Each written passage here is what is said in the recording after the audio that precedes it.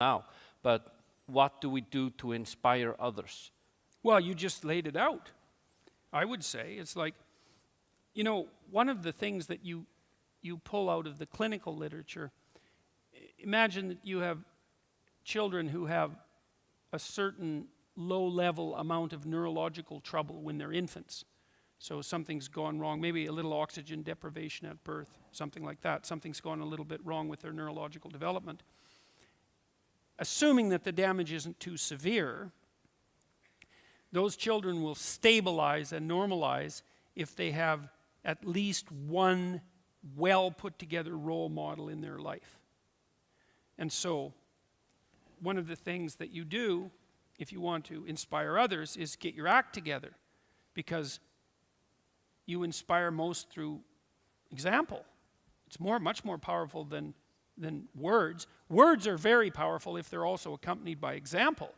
But the best thing you can do is start putting things together around you. There's plenty of things to put together. It's a good meditative exercise, if you're, and I think this is the proper form of prayer, let's say, assuming that there is such a thing.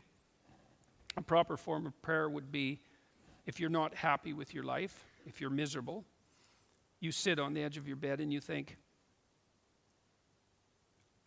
is there anything I can change in what I'm doing that is going to make this less awful than it has to be? Less awful than it might be? And you have to ask that, with intent. And generally speaking, you'll get an answer almost immediately. There's something that you could put right that day that would make things slightly better than they are. And that's rule 4, which is compare yourself to who you were yesterday and not to who someone else is today. I don't believe that there's a person who exists who wouldn't receive an answer to that question if they genuinely asked it. And it's no different really than thinking. Like if you think, you have a problem, you think, you get an answer. Might not be the right answer, but obviously you get an answer. And you might think, well, I thought up that answer. It's like, well, that's really not much of an explanation because you don't know how you think. It's like I'm sitting there and thoughts appear in my head and that's how I think. It's like, that's a pretty shallow explanation. It's not much different than revelation. It's like you ask yourself the proper questions, you'll get the proper answers. If you ask the right question and you want the answers, right? And those are not easy preconditions to set up because who knows, if you're sitting on the edge of your bed thinking, okay, what am I doing wrong? That's a hell of a question to ask, because if you really want to know, you'll find out. And then you'll find out that you really didn't want to know. Because generally speaking, finding out what you're doing wrong is not a pleasant experience, and it means that you have to sacrifice part of yourself. Usually a burned out, stupid, bitter, corrupt, arrogant, nasty, vengeful part of yourself, but nonetheless part that you like. And so you can, I think that room for those incremental improvements exists within everyone's grasp. And I think that it's a humble thing to do, to ask how you could improve incrementally without interfering with anyone else, like it's your problem, not theirs. But I think that the consequences of maintained incremental improvement are anything but incremental. You get compound interest on incremental improvement. There's another rule in the New Testament called the Matthew principle. Economists use it, and the rule is, to those who have everything, more will be given. And from those who have nothing, everything will be taken. It's actually a description of the way the world works, interestingly enough. You know that if you've ever played Monopoly, because that's what happens if you play Monopoly. And there's a reason for that. That's a deep reason. And it's a very harsh rule, because it means as you start to wander off the path, let's say, the probability that you will wander further off the path increases non-linearly. And that's a terrible thing to know. As you wander towards the edge, the probability that you'll fall off the cliff increases. And that's a statistical justification for the concept of hell. But as you improve, the probability that each improvement will produce a further improvement increases. And so perhaps the downside is the cataclysmic catastrophe that you can engage upon if you reproduce your moral failings, but the upside is that each improvement produces an increment in the probability of the next improvement. And I've seen that. It's a truism among behavioral psychologists. I mean, although they don't generally phrase it that way.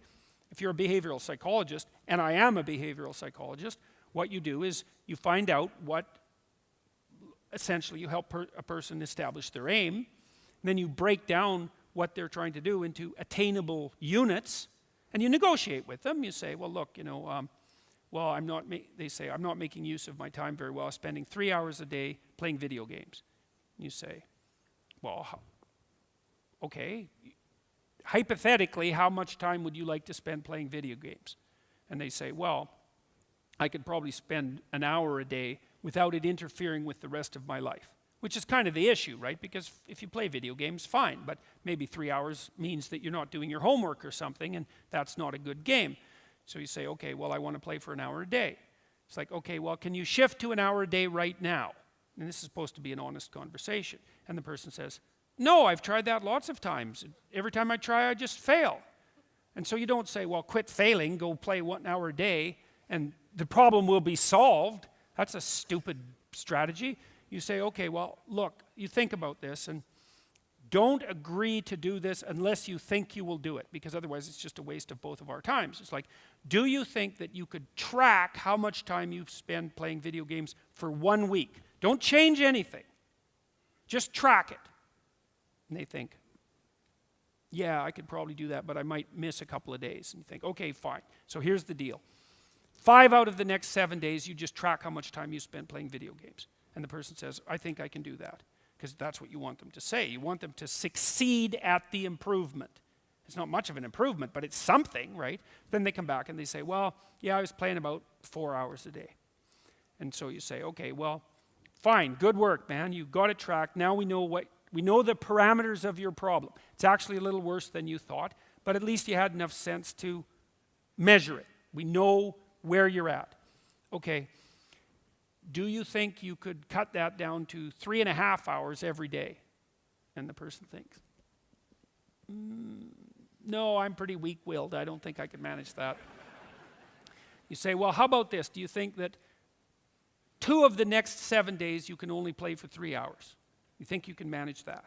And you're not cynical about this. You're not insulting the person, any of that. It's like, because you don't care. All you care is that they make some incremental movement towards their goal. And the person thinks about that, if they have any sense, and they take their weakness into account, and they think, I think I could probably do that.